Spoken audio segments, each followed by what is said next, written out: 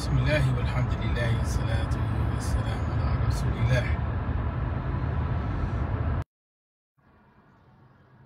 We wanted to focus on the dilemma that we confront with the transformations that are taking place among the European American converts, specifically those who are coming from the Salafi orientation. One of the things that we have to understand with regard to the Quran is that the Quran, first of all, is not a message which is decontextualized. It's a message, firstly, which comes in the Arabic language. Secondly, is addressed to a human being, the Prophet Muhammad sallallahu alaihi wasallam. Thirdly, is addressed to the people of the Arabian Peninsula, and then to everyone else. And so, regardless of what we consider reality, we have to ensure that we understand يعني الخطاب القرآني وكيف يخاطب الناس. And that's something that is a minhaji point. If you don't understand that, then you will always have a problem with how it is that you implement da'wah, and that is how it is that the Quran addresses human beings, right? And so the Quran is dealing with the human dimension, 100%. And so we find even ayat in the Quran that acknowledge the identity of peoples. وَجَعَلْنَاكُمْ شُعُوبًا وَقَبَائِلِ تَعَرَّفُوا. That's something important to understand, that the Quran is saying that we were created in the family matrix, and then by implication, that family matrix will be tied into a tribal matrix. It will be tied into a larger community, not the concept of family as we understand it today. Part of the problem with the Salafi da'wah is that as much as they have criticized Sayyid Qutb, is that they never understood the whole concept of identity.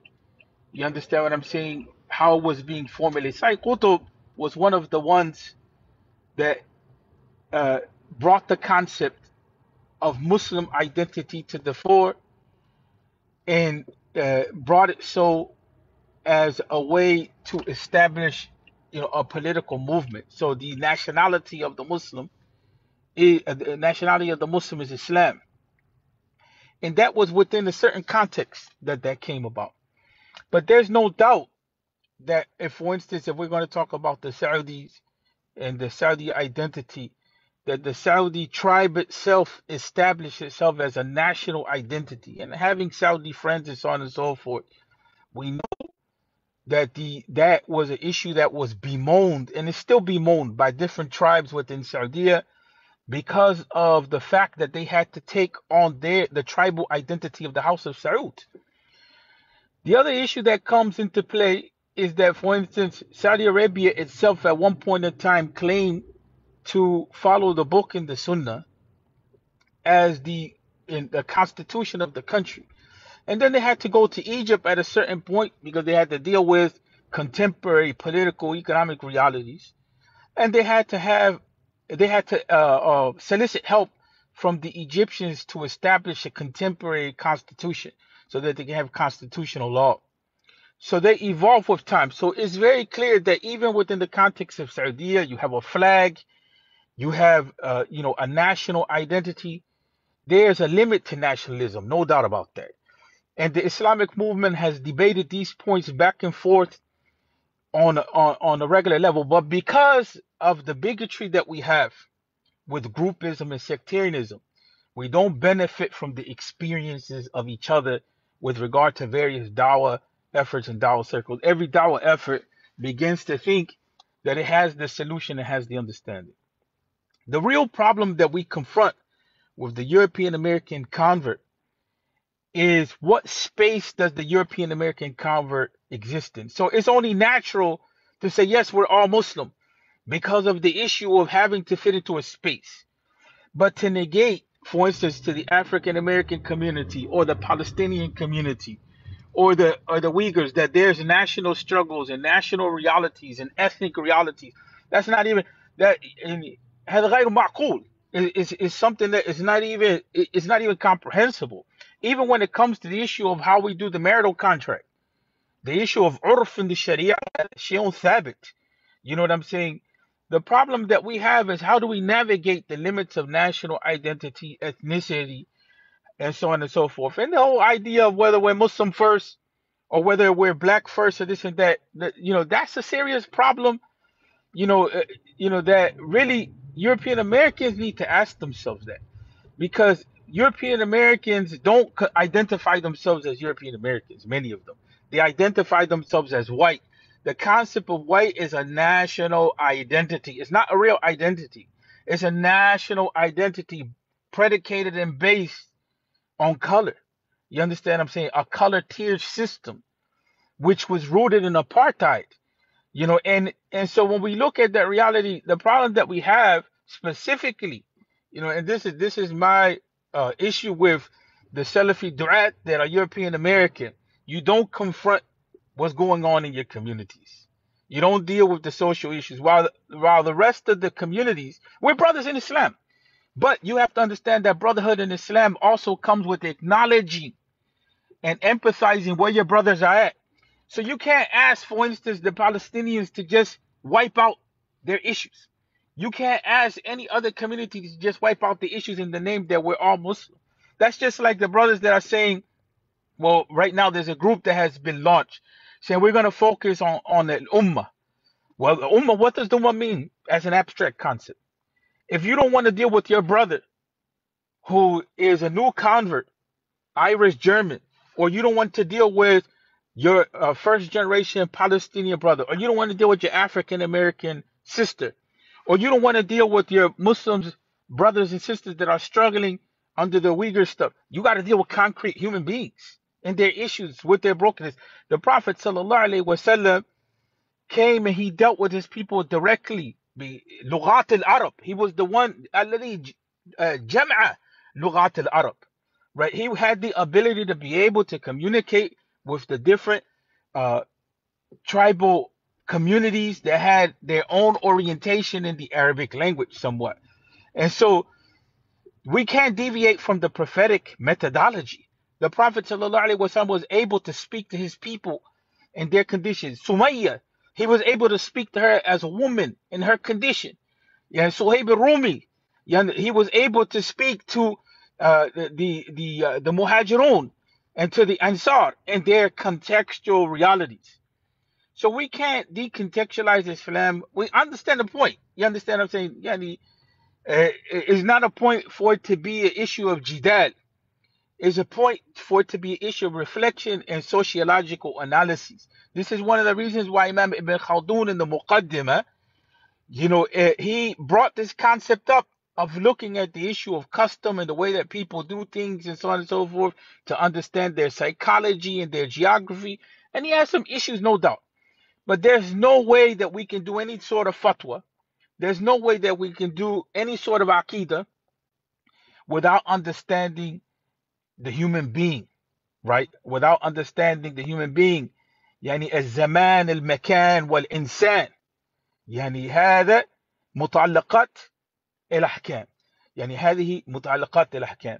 There's no way that we can deal with any rulings in the Sharia at all without that regard. Even Sheikh al-Albani in all the debates that were taking place in the past talked about the necessity for fiqh al-waqi', which unfortunately this is the issue that we have with the younger brothers that have come out of Saudi. The constant issue, like you're not even listening to what it is that some of the Salafi Imams themselves have said. So we could talk about the issue of marji'iyatul din. I don't have a problem with that. We have equal ground on that. Marji'iyat al-kitab wa sunnah. But a lot of us, we've been through those experiments. Some of us have spent, multiple decades on the whole concept of we're just Muslim and no community and all this and other, except the believers and so on. I lived that reality. My family kicked me out My family has been the Muslim for the last 20 years. That's why I have such a emotional attachment, because I know what it's like to move without a family. It's only in recent years that my family has been more inclusive, even to the point of denying my children. So the issue of us being Muslim brothers, I understand the issue. I lived it in the flesh. But we will never be successful in Dawah with that mentality. There's no way that I can go to the Puerto Rican community looking like I'm from Saudi Arabia, claiming that it's the Sunnah, or looking that like I'm someone. Even the Arabs themselves don't accept these identities because they work through these issues, of having to deal with the contextual realities that they're living with. And Islam allows us those tools to be able to navigate. So there's no necessity to, especially the European American converts that are working in Dawah, and I'm speaking specifically to those that are Duaats or even Mashaykh. I'll call you Mashaykh. You have no right to override or to enter into the black question if you haven't done anything to stand by the black community. First of all, the black community was the one that entered, Deen into the equation here to create a platform to transform the culture so that it's acceptable to be called Muhammad or Malik or whatever. They did that groundwork. And it's not true that there was a generational shift. And see, this is why we have to understand contextual reality. When we're talking about the African American community, there's always been a conscious understanding of the cultural reality.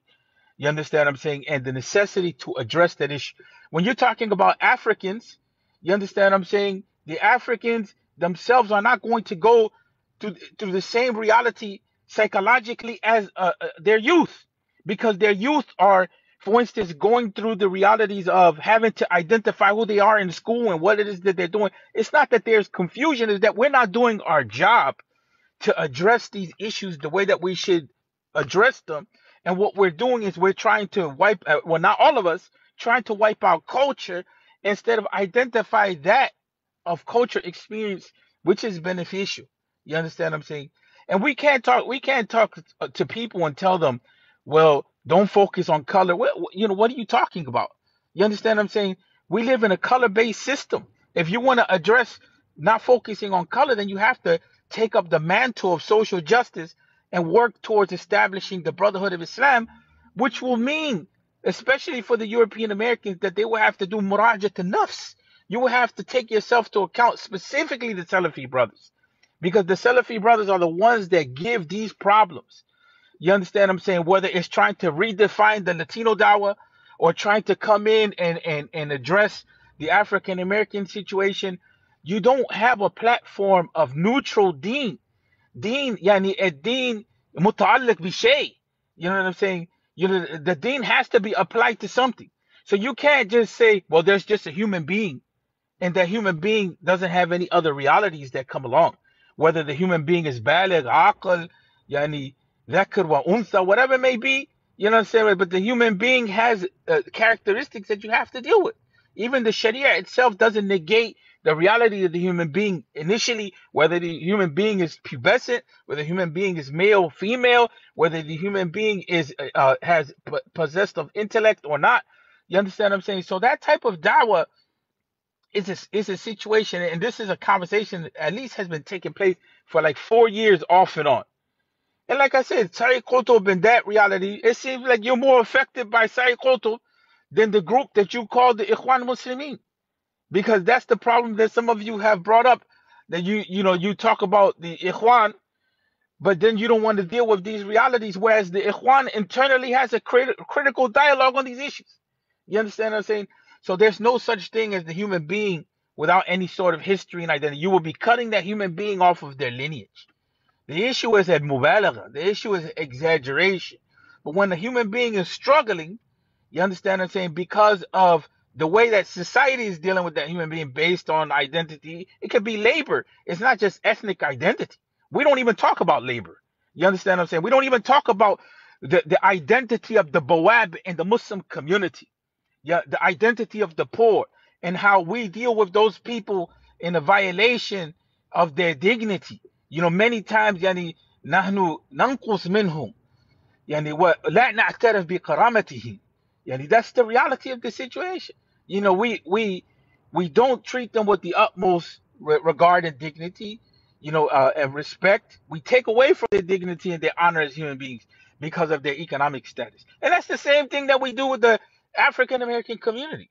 You understand what I'm saying? That's the same exact thing that we do. So if we're going to talk about the issue of identity, the Muslim, shakhsiyatul al-Muslim, then we need to talk about what that looks like versus coming in and trying to negate people's situation. We want to talk about marji'atu kulli. What is the reference point for every Muslim with regard to a deen and building culture and civilization? Then we need to start talking about that the book and the sunnah. What does it really mean? Because the application of Tawheed came in a contextualized reality. It didn't come yani falsafa mujarrada. You understand what I'm saying? It wasn't just like we're philosophizing about who Allah is, and we have these ayat of the Quran and these ahadith with no context. The Quran was the book of Tawheed for the early generation. And the Prophet Muhammad sallallahu alaihi wasallam, the first thing that he did was he contemplated before he went into the cave of Hira on the condition of his people. The condition of his people. وهذا شيء ثابت في سيرة النبوية. That's you can't say that this is a narration which is weak. This is something that is a step. Matter of fact, go to Rahiq al-Makhtoum and you'll find it right there. You understand what I'm saying? That the Prophet sallallahu alaihi wasallam, 2-3 lines before going into the cave of Hira, he went in with the preoccupation of the condition of his people in Jahiliyyah. And so if we're going to deal with the reality on the ground, we have to be able to study the conditions of people and what it is, that is the reality. You know what I'm saying? That's important. We can't give a ruling or speak if we don't know what it is that we're talking about.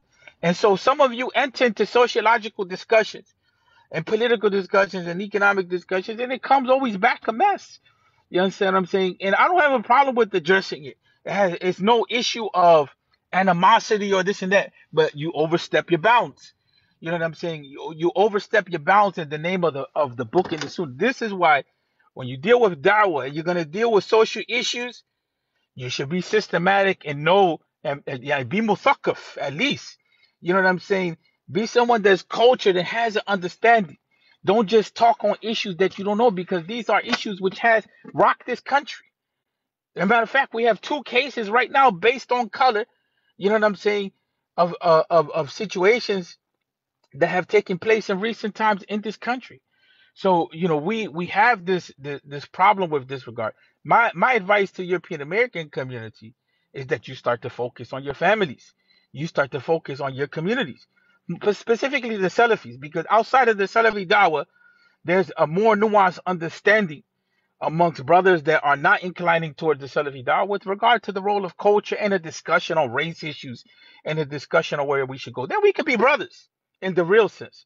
But we can't be brothers if you allow a policy to exist which is undermining, brothers in your own Muslim community. You say, oh no, don't worry, we're just Muslim. And there's policies which are stopping that brother from even living in your neighborhood. What is that? You know what I'm saying? So when we start talking about fiqh of da'wah or understanding of da'wah, there's much more to be done other than just to have some basic concepts in Tawheed, as it's taught, in Saudi. It's not enough. It's not enough. You have to know sociology, you have to know psychology, you have to be aware of the political situation, you even have to go into anthropology, you have to know how to counsel people, you have to know how to address issues. You're touching on people's wounds. You understand what I'm saying? And you're taking those wounds and you're breaking them apart, but the one situation that you fail to address time and time and time again is the problem of white supremacy. And we're not talking about white supremacy with the issue of the Ku Klux Klan hood. We're talking about white supremacy as a system that has created a hierarchical relationship between people based on color. And in the back of that is Eurocentricity. You understand what I'm saying? And this is how the global system is organized. And there's about 3 or 4 brothers in the Salafi Dawah. And all of them have problems with these issues from the European American community. They have said things in this regard, which they sociologically they don't have a basis for speaking because they don't have the grounding. Legally, another issue when we start talking analysis of law, no basis. Psychologically, the same thing. The reality of the situation that we should come to the fore is and be open about it. What is the space of the European American Conference? And I've said that, and I've had talks that go back way more than 5 years on the reality and the necessity of addressing the situation and the plight of the European American converts, or else it's going to be a situation. And it is. We're in the situation now because the European American converts, they need to have their space of development. They need to have their ability to navigate. And when there was leaders like Imam Suhaib Webb and others that were dealing with these issues, the community, they put them to the put people like him to the side. You understand what I'm saying? But he was ahead of his time in dealing with these issues. You understand? And acknowledging coming from an Oklahoma background and everything that is in that background of that comes from dealing with the African American community, that comes to dealing with its own roots.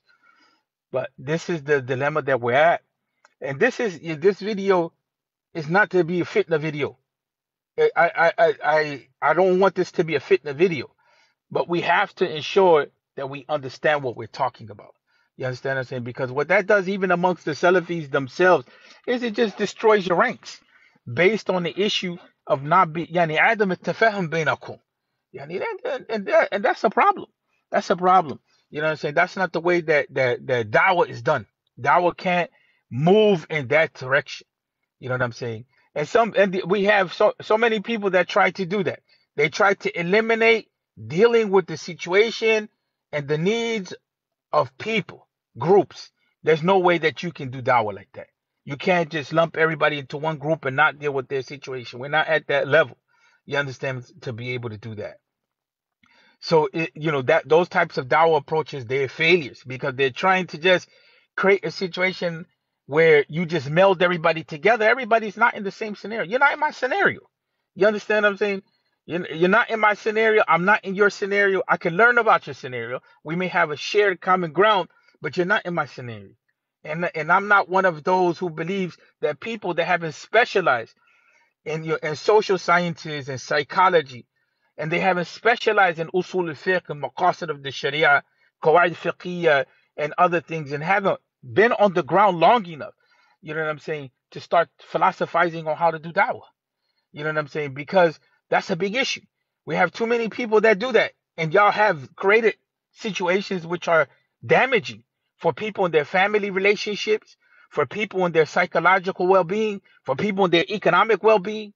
You have forced people into hijrah, and this is across the board with mostly every dawah movement. You understand what I'm saying? And this is one of the reasons why there was a project in the past to send people from the American context to go study and to come back to the American context to learn how to deal with the American context, not to try to impose whatever was in Medina University or whatever was in Yemen or whether it was in Egypt or wherever in any country that they went to study. That's an important reality. You understand what I'm saying? يعني التصور يعني الحكم فرع عن التصور. So you have to be able to conceptualize issues first before you come to a judgment on how you're going to navigate. If you haven't studied the situation properly, deal with people. You understand what I'm saying? And if you're going to do video analyses, you understand what I'm saying? You have to be able to contextualize that in the greater scope, especially if you have a lot of followers. You know what I'm saying? Because then what you're doing is أنت تشوش على الناس. You know what I'm saying? You're creating an image of reality that isn't the image in reality. It's distortion. And what ends up happening and being the case is you alienate people, from the community. Specifically, in this case, what came out recently, the discussion on the African American community or the African community in the diaspora, whether they're in England or wherever it may be, it's not necessary if you don't even have grounding in that community. Focus on the European American community. That's my advice to the European American. Doesn't mean that you can't focus in dealing with the Latino community and the African, but your focus should be how are you going to address your people. I have a book that was written by a European American brother message to the white man based on the concept of message to the black man. And he did it, he did it, as a Sunni, a European American convert. And that's a beautiful thing. It's a beautiful thing. He's trying to address his people. Okay, so in any event, we depart. Assalamu alaikum wa rahmatullahi wa barakatuh. Wa nastaghfirullah wa natubu ilayh.